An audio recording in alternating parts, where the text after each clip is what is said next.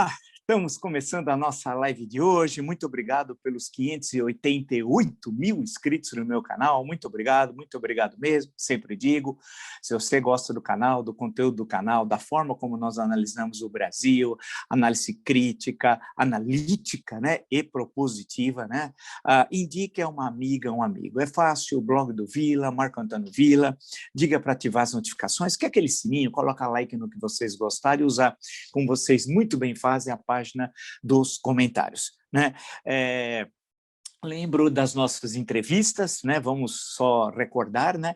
A última entrevista é com o Dr. Thompson Flor, desembargador, ex-presidente do TRF da 4ª Região e atual presidente da 8ª turma do mesmo tribunal que julga os processos da Lava Jato. E temos uma série das últimas entrevistas, todas sempre buscando qualificar as reflexões sobre o Brasil. Já temos várias, inclusive já marcadas amanhã, para agregar cada vez mais, né, mais visões, mais análise sobre esse momento dramático e apontar saídas, e nós vamos encontrar a saída para essa terrível crise. No Twitter, vocês podem me seguir pelo Vila Marco Vila, no caso do Instagram, pelo @Marco Antônio Vila Oficial, e no caso dos cursos, www.cursosdovila.com.br, lá vocês encontram as informações sobre os 3 cursos que nós estamos oferecendo, ou seja, História Política das Constituições Brasileiras, História da Ditadura Militar no Brasil e o que é fascismo. É fácil,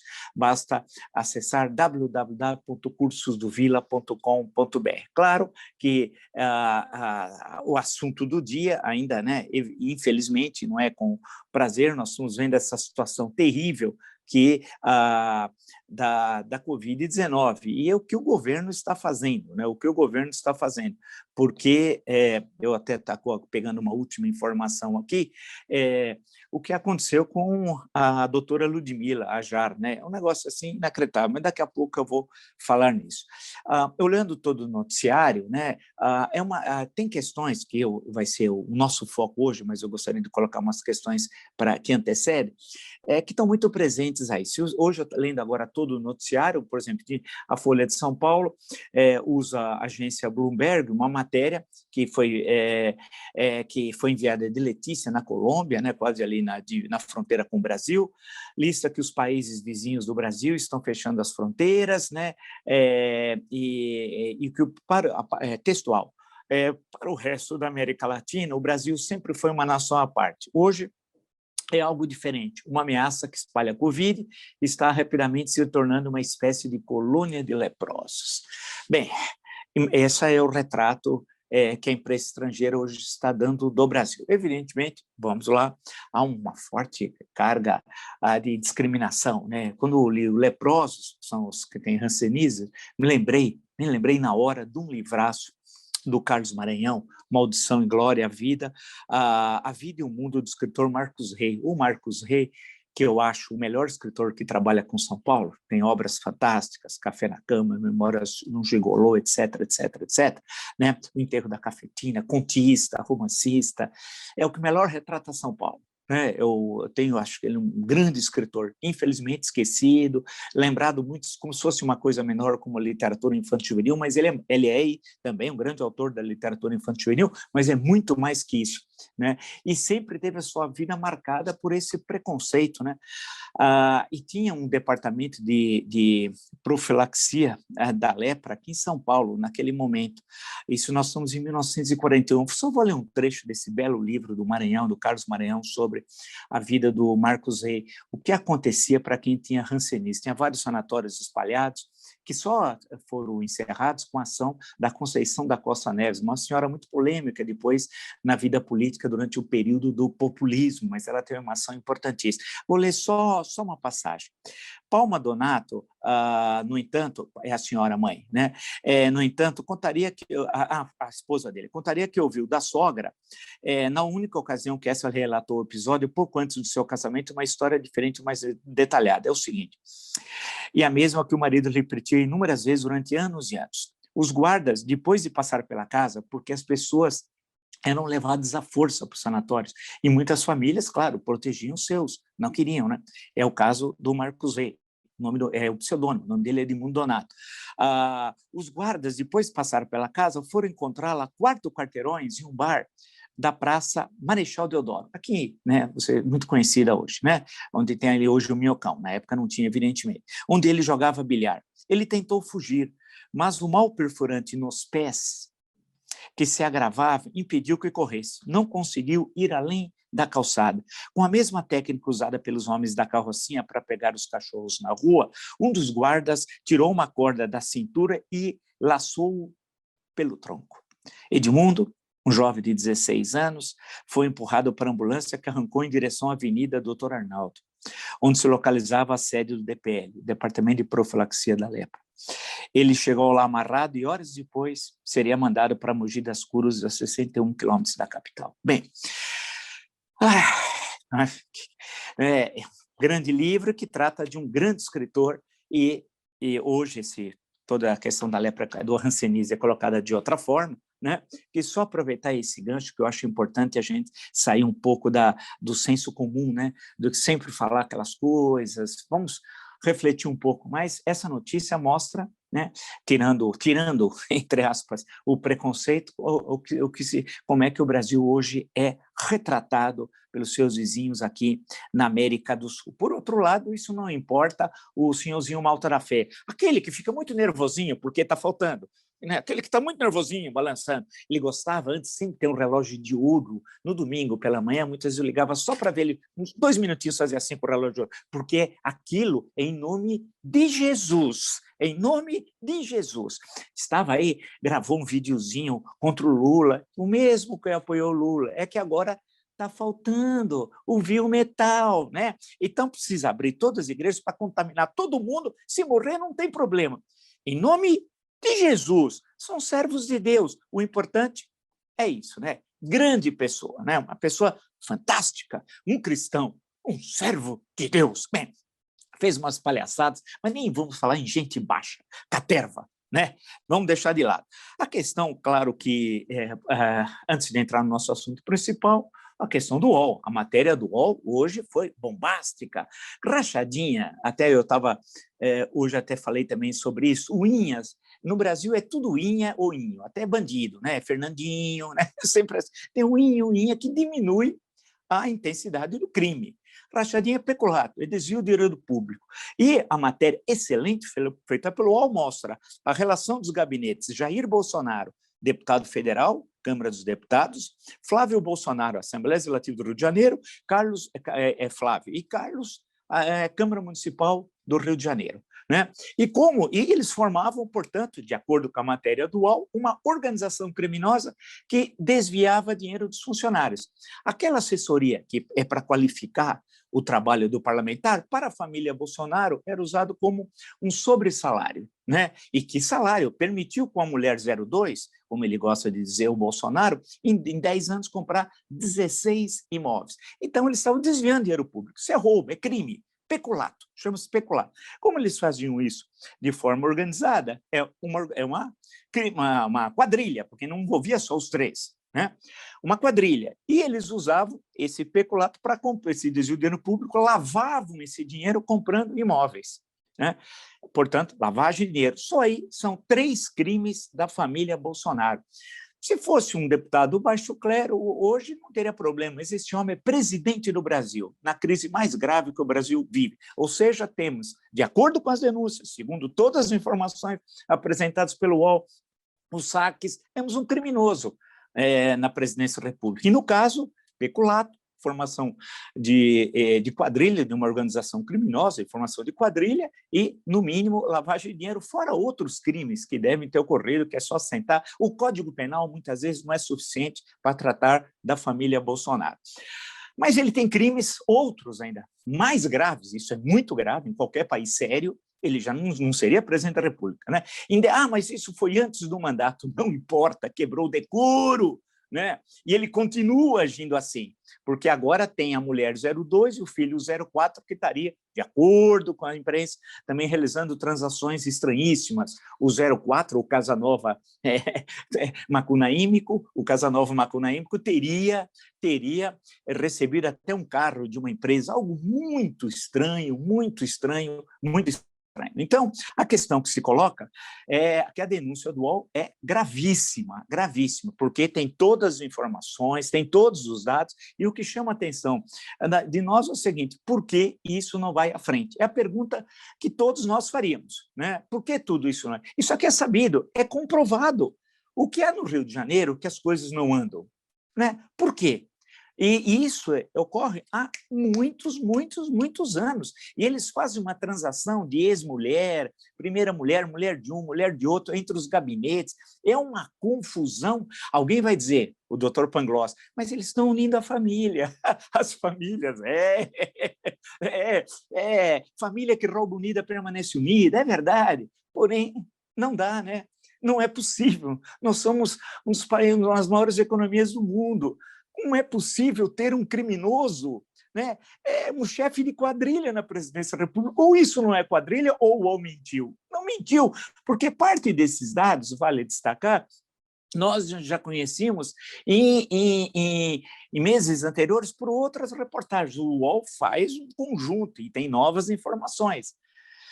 Não é fácil a questão das rachadinhas. Agora, o que mais chama atenção, e veja que são só ações criminosas, é que a doutora Ludmila Rajar, todos sabem, teria sido convidado pelo Bolsonaro para ser, na verdade, ministro da Saúde, mas ele antes queria ouvi-la. Teve 2 encontros em Brasília, porque ela fica em Brasília, e em São Paulo. Ela sempre deixou clara a sua posição, necessidade de usar máscara, higienização das mãos, defesa da vacina, mostrando que a cloroquina não tinha nada a ver, etc. E isso deixou publicamente, como 99,9% de todos aqueles que têm compromisso sério com a saúde pública. Ela acabou sendo convidada e foi, eu acho que creio eu, com a melhor das boas intenções, conversar com o Bolsonaro, achando que ele, presumo, teria até mudado de opinião e poderia, a partir de então, combater cientificamente, com as medidas determinadas pelas principais autoridades de saúde pública do mundo, nós enfrentarmos essa matança que nós estamos assistindo, 280 mil mortos no Brasil, vamos passar de 300 mil em março. Tem alguns que na metade do ano, eu estava lendo o ex-ministro da Saúde hoje, chega a dizer em 500 mil mortos se nada for feito até metade do ano. E ela, com a melhor das boas intenções, creio, foi atender e conversar com o Bolsonaro. Porém, não houve condições de ir à frente. Na segunda conversa, o Bananinha estava presente. Você imagina uma senhora pesquisadora, uma médica de importância na área, muito conhecida, estando numa reunião com o Bolsonaro e o Bananinha. O Bananinha é uma topeira, é um bobão, mas esperto. Não pense que eles não são espertos. Esse bobão finge que mora em São Paulo, nunca não mora em São Paulo. Eu desafio o Bananinha dizer aonde ele mora em São Paulo e ninguém faz nada. Não há denúncia. Ele falsificou o domicílio eleitoral. Mas nada acontece, Caurcrim. Ele não mora aqui. Onde ele mora? Onde ele mora com a esposa? Onde ele tem vida social? Etc. Cadê? Não tem. Bem, e estava nessa conversa. A senhora, evidentemente, viu que dali não ia sair nada. E na segunda conversa, ela já deixou claro que não aceitaria o convite. Agora, ela contou coisas hoje, mas são inacreditáveis, inimagináveis num outro Brasil. Não nesse Brasil triste que vivemos, num outro Brasil. Ela foi ameaçada de morte pelos nazifascistas bolsonaristas. Ela foi ameaçada de morte pelos nazifascistas bolsonaristas, ameaçada de morte. Fizeram um ataque violento às suas redes sociais, tentaram invadir o hotel onde ela estava hospedada em Brasília. Isso fez com que, citando agora a Bela Megali do Globo, ela foi obrigada agora a andar, a partir dos ataques dos nazifascistas bolsonaristas, ela foi obrigada agora a andar com segurança e carro blindado. O Brasil não reage? O que acontece conosco? Veja, uma senhora, uma pesquisadora acadêmica, uma médica conhecida aqui fora do país, respeitadíssima, sabia que não seria fácil conversar com o Bolsonaro e até, caso fosse ministra, conviver com ele e com toda aquela caterva, mas ela tentou com a melhor disposição possível, falou, olha, o Brasil está morrendo de gente, nós vamos fechar esse mês com mais de 300 mil mortes. Tentou agir. 2 conversas. A primeira, especialmente, muito longa, de acordo com os jornais, de 3 horas. E ela foi atacada no fim de semana nas suas redes, chamada de tudo. Puxa vida, ameaçada de morte. Morte. Tentaram invadir o hotel dela em Brasília, de acordo com a doutora Ludmila. E agora, hoje, ela está, segundo a Bela Megali do Globo, ela passa a andar com segurança e carro blindado. A que ponto nós chegamos? Não há nenhuma reação da sociedade, não há nenhum instrumento para ver quem são esses nazifascistas que ameaçaram ela de morte. Ministério Público, a polícia, enfim, alguém do Estado Democrático de Direito que eles tanto odeiam. Não é possível a gente se calar frente a esse crime, mais um crime do Bolsonaro e sua caterva nazifascista. É possível nós, republicanos, democratas, defensores da Constituição Cidadã, como disse o doutor Ulisses, conviver com Bolsonaro na presidência da República? Eu pergunto a você, é possível? É claro que não. Não tem jeito, é impossível, né? É impossível. Isso é um prenúncio, eu insisto, do que poderá ocorrer nas 2 próximas semanas até o final desse mês de março. E por quê? Você me perguntaria. É o prenúncio de novos confrontos. O que teve domingo em algumas cidades do Brasil, com uma ínfima participação, são os gatos pingados, foram atos nazifascistas. Só faltou a saudação. Só faltou. Mas isso, para eles, é um detalhe. Só faltou isso. Um negócio inacreditável que nós assistimos. As ameaças a governadores, a casas de governadores. É um negócio assim absurdo, é impossível isso continuar ocorrendo e nós não conseguirmos reagir. Isso vai prenunciando um choque, porque pode ser, dependendo dos resultados que ocorrem nas 2 próximas semanas, que seja necessário. Aí sim, o lockdown não foi adotado e nos estados, só em algumas cidades, como o caso de Araraquara, de conhecimento de todos, e já comentamos aqui, e corretamente. E se for necessário algo mais radical, um lockdown, como é que fica? Eles vão continuar agora tendo esses grupos, essas SAs do Adolfo Bolsonaro, vão continuar circulando? Vão continuar atacando as pessoas? Vão na casa das pessoas? Vão ameaçando as pessoas de morte? E as instituições do Estado Democrático de Direito vão reagir quando? Ou como na Alemanha, quando foram reagir, era tarde. Era tarde. É isso que eu pergunto. A quem me acompanha, eu sei que tem muita gente que tem presença na estrutura de Estado, né? Eu pergunto, a reação vai ser depois que o Congresso estiver fechado? Depois que o STF estiver fechado? Quando é que vai ser? Ou precisa ter mortes? Quando é que as instituições vão reagir? E ele está preparando a guerra civil, como eu tenho insistido nesse espaço. Isso é importante. Ele está insistindo na questão do voto impresso, por exemplo, né? Que é um absurdo, nós sabemos. E ele não tem condições, ele não vai vencer a eleição coisa alguma. E eu duvido que, inclusive, que ele chegue ao segundo turno, caso chegue até lá, se não tem impeachment, que eu espero que tenha impeachment até lá, né? Ele vai colocar fogo no país. O sonho dele é guerra civil. Ele falou que precisa ter, lembre-se, está gravado, que precisa morrer 30 mil brasileiros, ele disse, numa guerra civil. Na verdade, agora nós temos uma outra guerra que ele fomentou e que no final desse mês vai morrer 10 vezes mais do que ele dizia que deveria morrer numa guerra civil, 300 mil por causa da Covid, do qual a ação do enfrentamento da pandemia, ele é o principal responsável pelos 300 mil mortos que nós alcançaremos antes do final desse mês de março, né? É crime de lesa humanidade? É crime de lesa humanidade, claro que sim. Aonde deve ser julgado? Haia, não sei. A Corte de São José aqui na Costa Rica? Não sei. Eu prefiro que não seja, e aí eu posso dar um palpite, que não seja nem Haia, na Corte Internacional de Justiça, nem na Corte de São José, na Costa Rica, seja aqui. Eles têm de ser julgados, cedo ou tarde, vão ter de ser julgados. E por quê? Não por vingança, justiça. E por quê a justiça? Isso não pode se repetir. Isso não pode se repetir. Isso é muito importante. Isso não pode se repetir. Porque se nada for feito, e os milhares e milhares de mortes? Quer dizer que ninguém vai dar a mínima importância? Né? E vai voltar a se repetir? Quando é que a democracia vai vencer o nazifascismo? Nós vamos agir como durante 30 anos, quando ele foi parlamentar, o Estado Democrático de Direito não reagiu aos ataques, ele defendeu tortura, ditadura, assassinatos, defendeu o fuzilamento de presidente, e ninguém fez nada.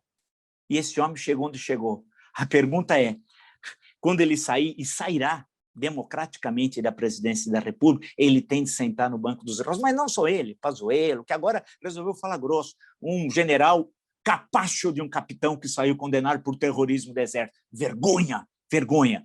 Eu digo que, depois de eu ver tudo isso, eu espero que a sociedade reaja, porque o que estão fazendo com a doutora Ludmilla, uma senhora bem intencionada, que queria ajudar o Brasil, sabia quem era o Bolsonaro, mas foi lá para tentar convencê-lo, sabia das dificuldades que teria no ministério tomado por militares incompetentes que estão lá atrás de dinheiro, por um a mais, além do que ganham, muitos na ativa, o soldo, ou aqueles já aposentados, e um suplemento da função a mais que eles estão exercendo. Não tem missão, coisa alguma. Isso é uma vergonha para a história do Exército Brasileiro.